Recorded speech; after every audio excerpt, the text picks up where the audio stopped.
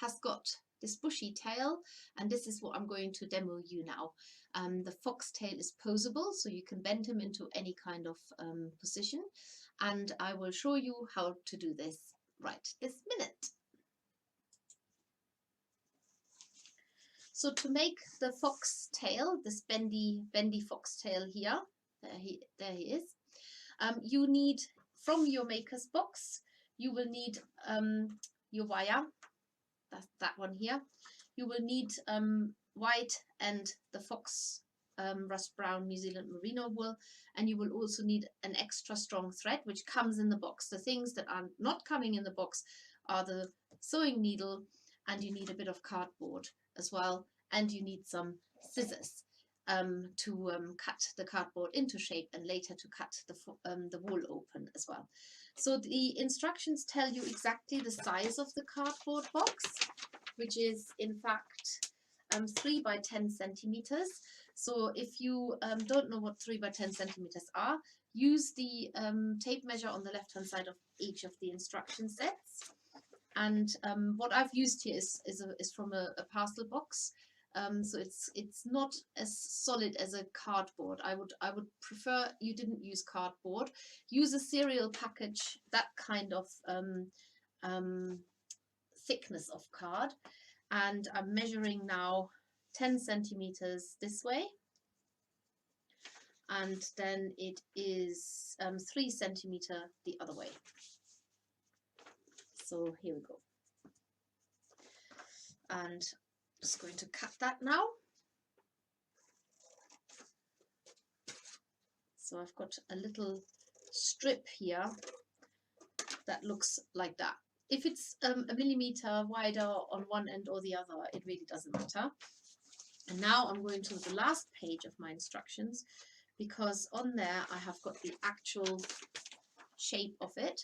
And if you lay this on top, roughly on top there, you can see that it tapers from about here, so maybe you can mark that out and mark how wide it is at there. It's a rough guide. You can also cut out this whole thing and make the shape perfect that way, but I'm just going to go from there to there, and I'll do the same on the other side. It really doesn't matter if it's not 100% precise. As long as you've got sort of a slightly pointy cardboard, you will be absolutely fine. So now I can put my instructions away for a minute. And what you're going to start doing now is you're going to wrap the wool, the white wool, around the end of the cardboard where it's slightly tapered, because that is what will become the white bushy tail here. So I'm teasing the wool out so that I've got a more of a shape to wrap it. And you're just literally going to put this around the cardboard flat like a ribbon, exactly how you would normally wrap wire, and go as far where the tapering starts, and give it a few wraps just so that you've got a nice layer there, so you can't see the cardboard underneath anymore. Okay, so once you've done this, make sure the wool sort of sticks to itself like that.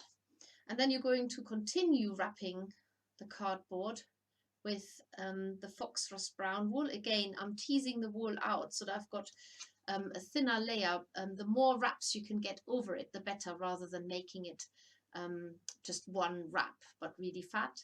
So I want to make a nice tight wrap, and I'm working my way now up towards the end of the cardboard.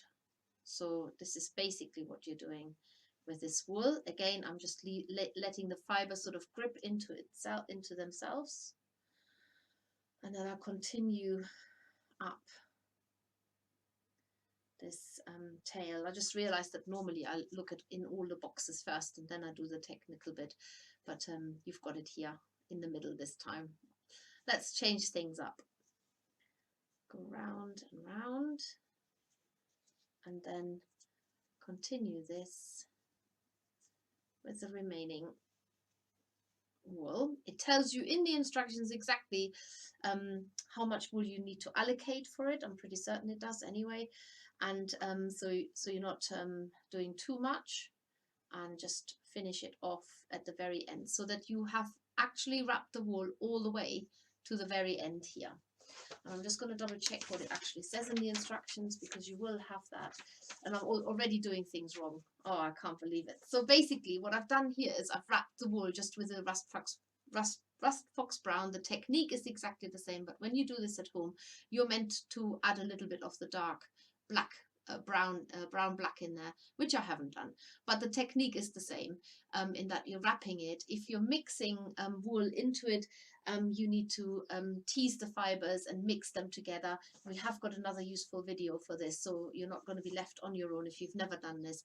But you can also just make it in this color, so I do apologize, but normally what I have done here is, you can just see it's a little bit more black, so foxes often have a little bit of black mixed into their tails, but this one is just red.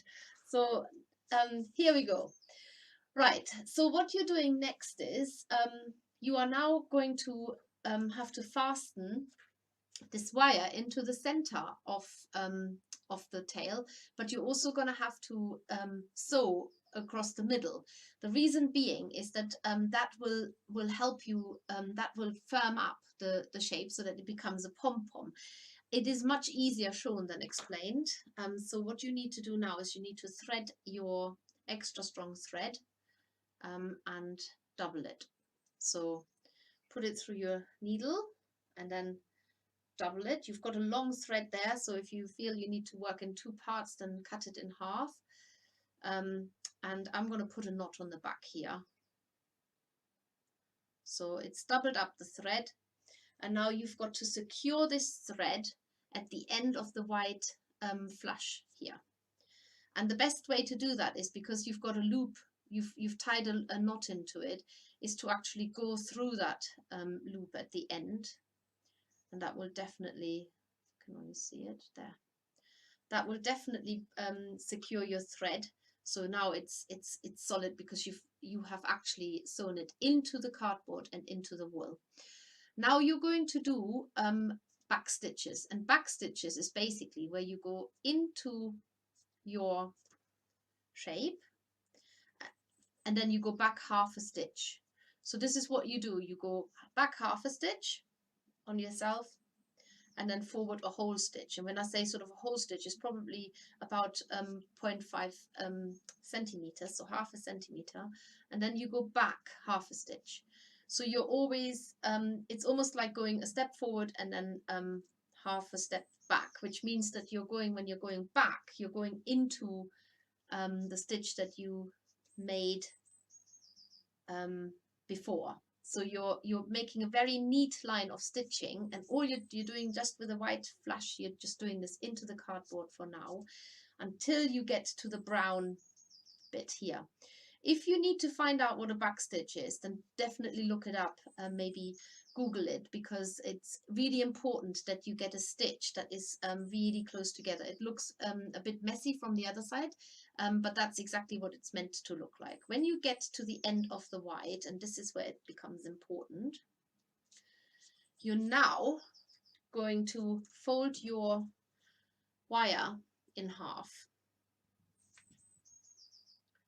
So bend it in half, and you're putting this half bend onto the end of the tail here. And the next time you go through the tail, so I'm coming up now for my whole step forward there. So now you're trapping that wire. Can you see I've sewn into it, and then you go behind it with your half step back. And the next step is that you're twisting this wire.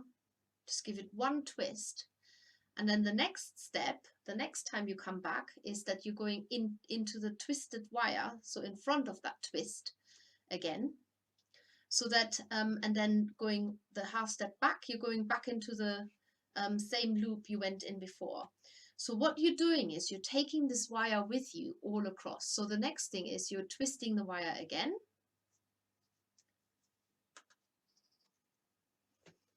Going in front of the twist with your needle.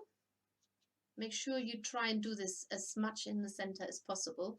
Pull the thread tight every time, so don't leave it slacking. Go into that last twisted loop that you've done. Twist the wire. Go in front of the twist again. Back into the loop behind. So every time you put the thread through, you have got the wire is coming with you, and it continues getting twisted. Twist again. Stitch in front of that twist. Back into the loop you left behind, so you might have to keep the loop a little bit open so you can actually get in with your needle. Twist again. Well, you can see what I'm doing here. Just takes a little while to work your way forward. It's definitely worth it doing this. Oh, caught the fox there. Doing this diligently and always twisting that wire and then taking it up with you as you go along the tail, making sure you pull it tight, pull your thread tight, stay in the middle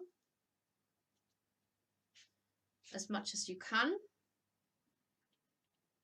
Go into the loop behind and then twist it again and keep going up that wire.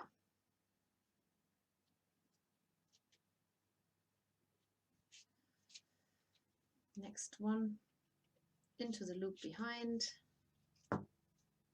Make sure that wool doesn't entirely slip off that cardboard there. Into the loop, into the just in front of the twist again, back into the loop behind, and nearly there. Another couple of twists and then we're there. In front of the wire, into the loop behind,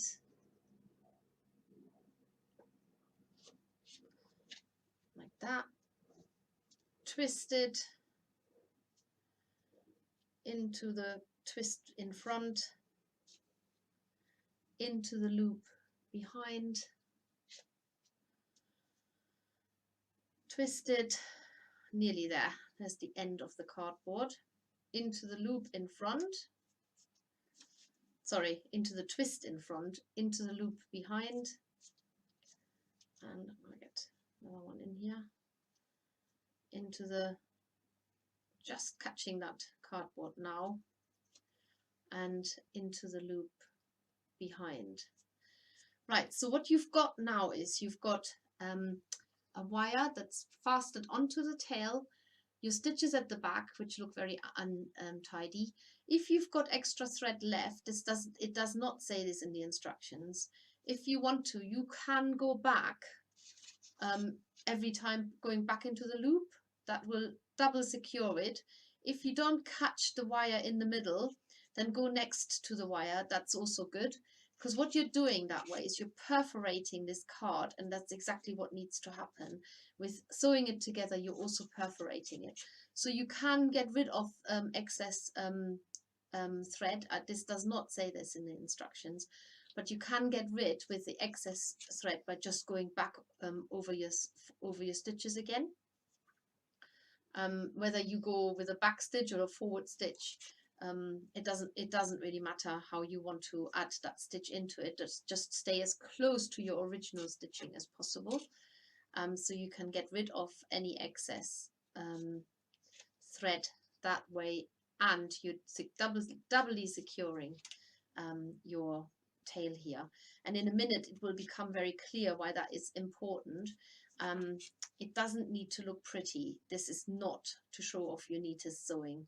This is just to perforate the wire whilst fastening the wool, sorry, to perforate the card whilst securing the wire and the wool to the card. That's the only reason why you're doing this. So when you've done that, then whatever you do with your thread, just cut it. Nearly there. Just one more here, and then I'm just going to get rid of it now.